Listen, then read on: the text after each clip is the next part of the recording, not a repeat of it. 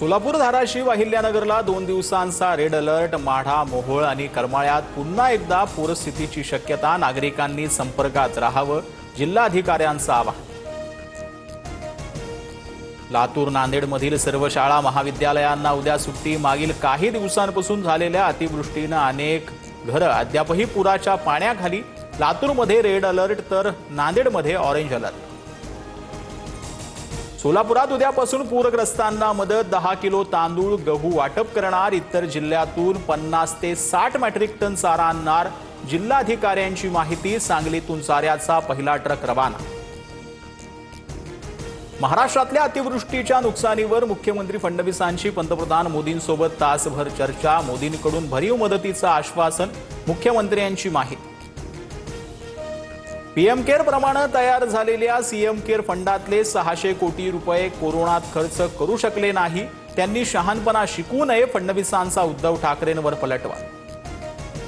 अतिवृष्टीमुळे शेतकरी संकटात असताना धाराशिव जिल्हाधिकाऱ्यांचा सांस्कृतिक कार्यक्रमात डान्स. कलाकारांच्या आग्रहामुळे व्यासपीठावर गेलो. चौफेर टीकेनंतर जिल्हाधिकारी कीर्ती पुजार यांची दिलगिरी. राज्यातील एमपीएससी पूर्व परीक्षेची तारीख बदलली. आता 26 सप्टेंबर ऐवजी 9 नोव्हेंबरला परीक्षा. पूरस्थितीमुळे निर्णय.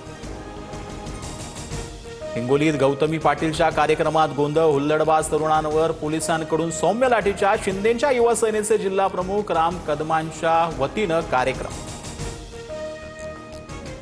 आय लव्ह मोहम्मद पोस्टरच्या वादावरून बरेलीत गोंधळ. कानपूरमध्ये 9 जणांवर गुन्हे दाखल झाल्यानंतर जमाव रस्त्यावर. पोलिसांचा लाठीचार्ज. प्रकरणाचे मालेगावातही पडसाद. आय लव्ह मोहम्मद लिहिणं गुन्हा कसा? आबू आझमी आक्रमक. तर हिंदू राष्ट्रात आय लव्ह महादेवच चालणार.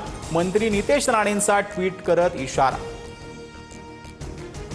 जातीय सलोखा ठेवा. धर्माधर्मात तेढ निर्माण होईल असं वागू नका. शिवशाहू फुले आंबेडकरांनी तशी शिकवण दिली नाही. उपमुख्यमंत्री अजित पवारांचं विधान.